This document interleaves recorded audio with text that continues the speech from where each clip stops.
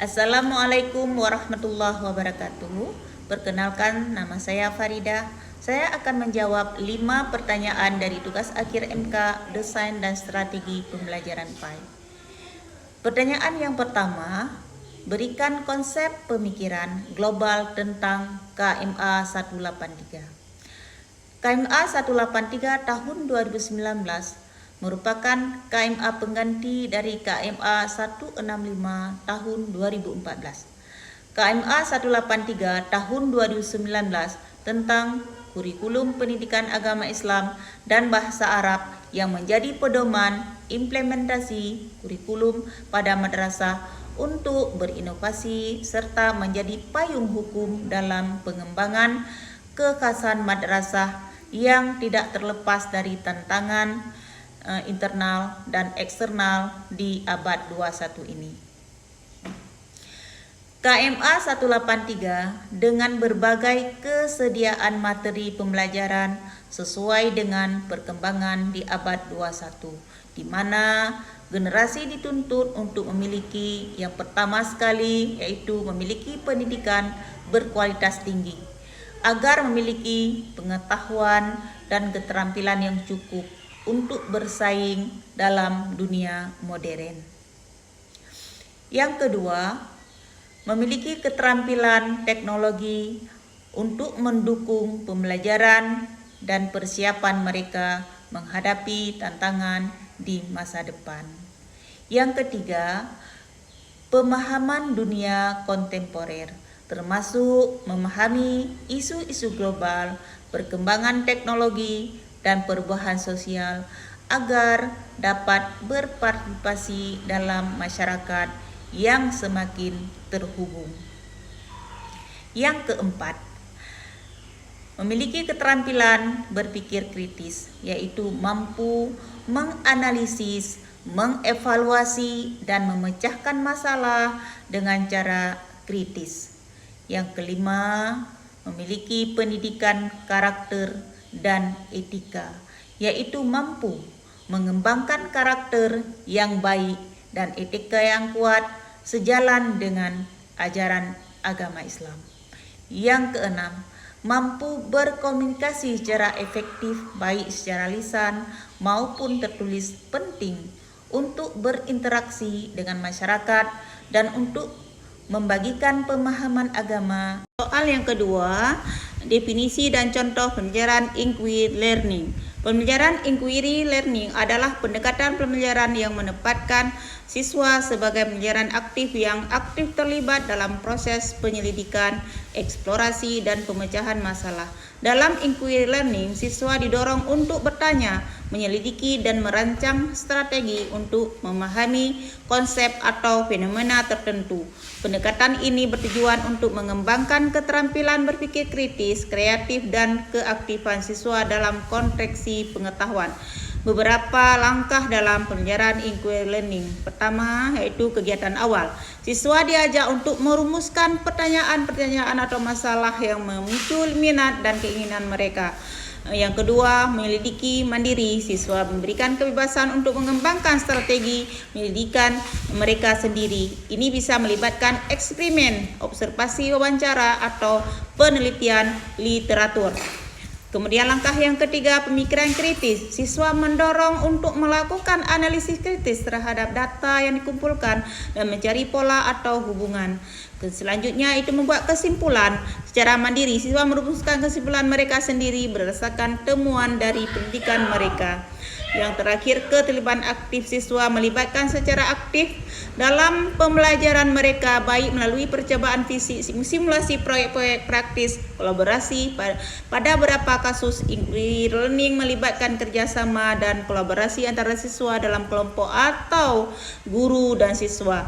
Dan terakhir, refleksi. Siswa diajak untuk merefleksi pengalaman pembelajaran mereka, mengevaluasi proses dan hasil, serta merancang tindak lanjut.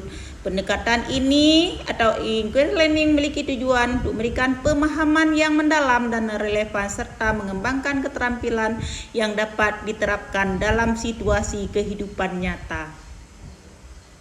Soal yang ketiga, definisi dan contoh pembelajaran CTL. Pembelajaran CTL atau Contextual Tracing and Learning adalah suatu pendekatan pembelajaran yang menempatkan pembelajaran dalam konteks kehidupan nyata dan memberikan makna praktis bagi siswa. Pendekatan ini menekankan pentingnya mengaitkan materi pelajaran dengan pengalaman, konteks dan situasi nyata agar siswa dapat lebih mudah memahami dan menerapkan pengetahuan tersebut dalam kehidupan sehari-hari. Beberapa karakteristik utama atau langkah-langkah dalam CTL. Yang pertama, yaitu kontekstual. Materi pembelajaran disajikan dalam konteks kehidupan nyata yang relevan dan bermakna bagi siswa. Hal ini membantu siswa untuk lebih memahami konsep dan merasakan relevansinya dengan kehidupan mereka. Yang kedua, keterlibatan aktif siswa. Pembelajaran tidak hanya bersifat pasif melainkan melibatkan partisipasi aktif siswa. Siswa diajak untuk berpikir kritis, berkolaborasi dan berpartisipasi dalam kegiatan praktis. Kolaborasi dan komunikasi siswa diberikan kesempatan untuk berkolaborasi dengan sesama siswa, berdiskusi dan berkomunikasi. Hal ini membantu mereka mengembangkan keterampilan sosial dan kemampuan berpikir bersama. Langkah selanjutnya, pembelajaran berbasis masalah. Siswa diajak untuk menyelesaikan masalah atau tugas-tugas tertentu yang relevan dengan kehidupan nyata.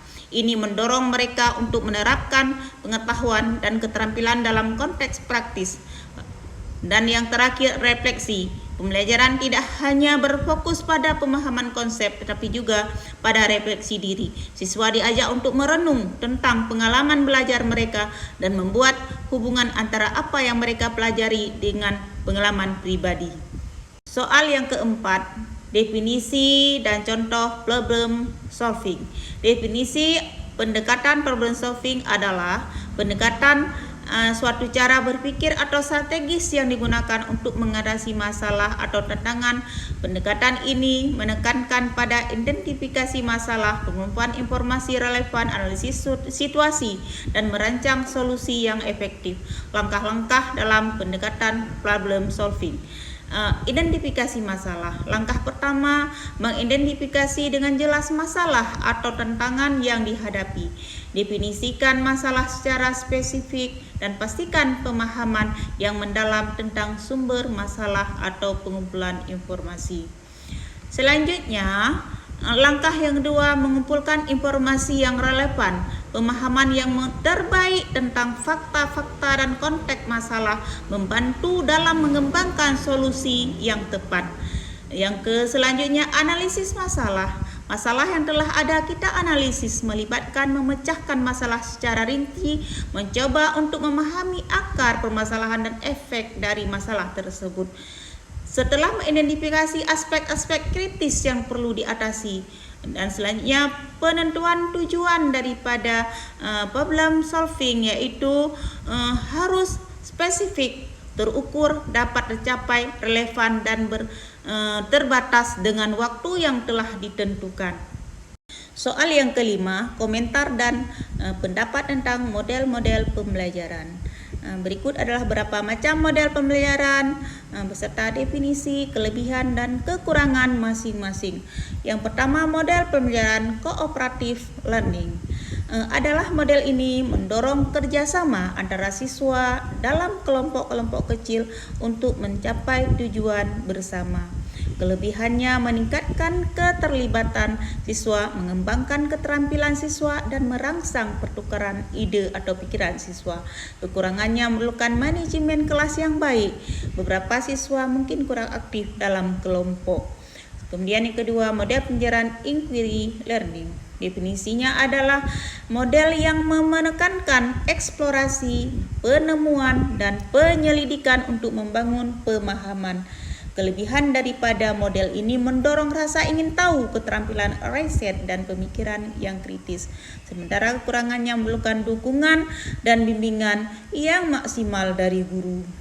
Selanjutnya, pembelajaran berbasis teknologi adalah model pembelajaran yang menggunakan teknologi untuk meningkatkan dan mendukung proses pembelajaran.